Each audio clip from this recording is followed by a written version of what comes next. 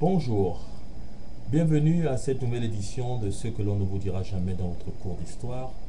Alors aujourd'hui, nous allons parler d'un phénomène, euh, que d'un fait qui a été caché et qui est cassé jusqu'à aujourd'hui dans vos livres d'histoire. On ne vous parlera jamais de ce phénomène, car c'est l'un des phénomènes les plus calomnieux, l'un des faits les plus honteux que l'histoire ait connu. Alors, c'est l'existence et la création du Code noir. Alors, ce Code noir, qui avait été créé en 1687 par le tout-puissant Louis XIV, roi de France. Il faudra comprendre la force et la négativité de la création de ce code, euh, surtout lorsqu'on est noir, lorsqu'on est descendant de noirs, parce que c'est un code noir qui avait été créé pour justifier des comportements diaboliques, honteux, antidémocrates, corrupteurs, sauvages, barbares. Mais pourtant, il est ironique de tout le temps entendre ces mêmes gens de l'Occident, ces blancs, dire aux Noirs ou aux Africains que ce sont eux les sauvages, que ce sont eux les barbares, que ce sont eux les pères de la corruption, que ce sont eux les animaux de l'univers. Je vous laisserai ce jugement après l'écoute de ces différents articles. Mais nous parlons d'histoire et je voudrais vraiment appeler tous mes frères d'Afrique, de la diaspora, des îles, des Caraïbes, parce qu'ils sont les plus concernés aussi, de vraiment être conscients de ces textes. Alors, tout le monde aujourd'hui est en possibilité d'aller parcourir les 60 articles de ce code noir, mais je ne sais pas si vous aurez le courage de les terminer. Je vous en donnerai tout à l'heure. Alors, c'est quoi le code noir? Pourquoi ce code noir? Alors, Louis XIV créa ces codes noirs tout simplement pour maintenir la discipline de l'Église catholique, apostolique et romaine, pour régler la qualité des esclaves dans les îles dominicaines, des Antilles, de la Guyane et de la Réunion. Alors ce code noir codifiait l'esclavage, mais on vous dira qu'il avait été créé pour protéger les esclaves. Encore une miséducation et une falsification. Le code noir était un texte juridique. Il a été le texte juridique le plus monstrueux qu'avaient produit les temps modernes. Car il règle le génocide utilitariste le plus glacé de la modernité. Il fonde le non-état de droit à l'état de droit des esclaves.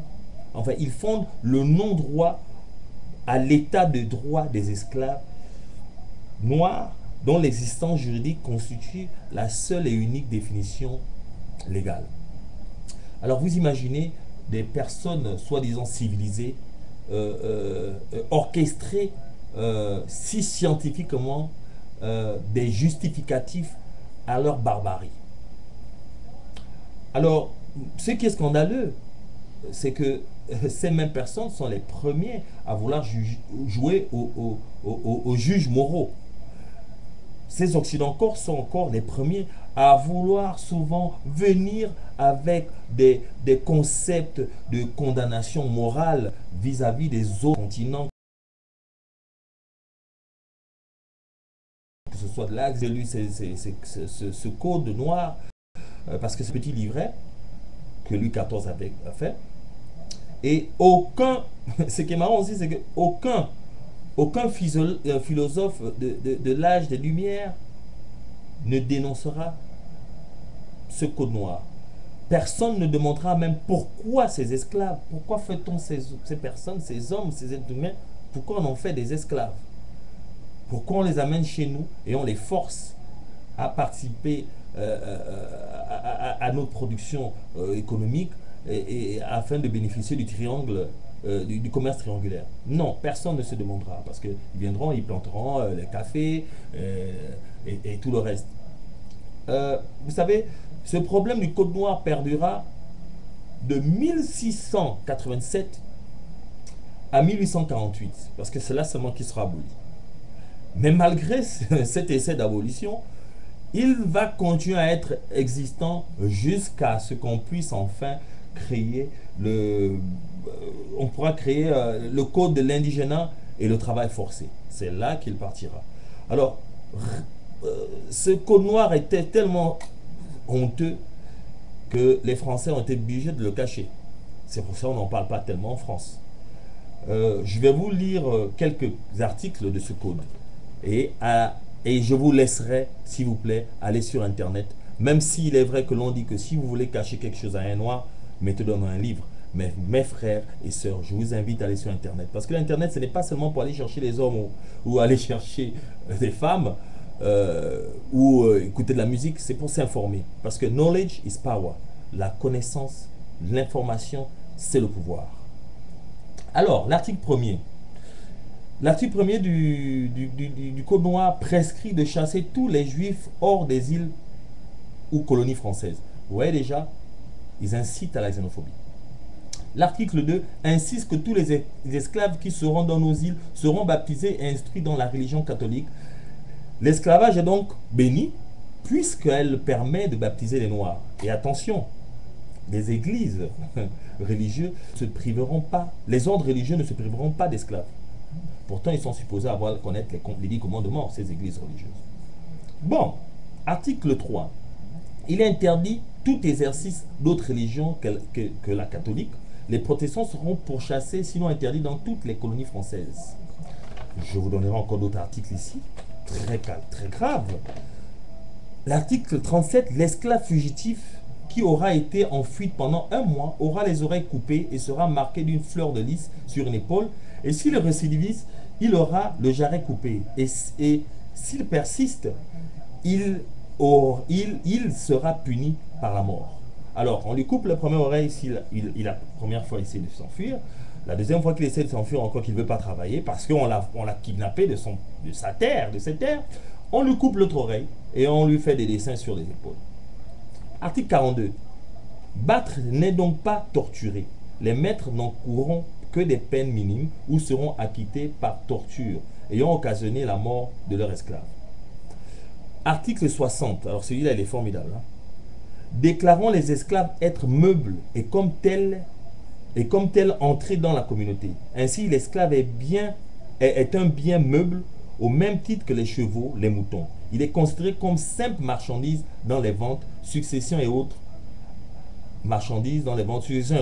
Acte régi par le droit, le Code noir aura bestialisé longtemps les Noirs dans la conscience des Français.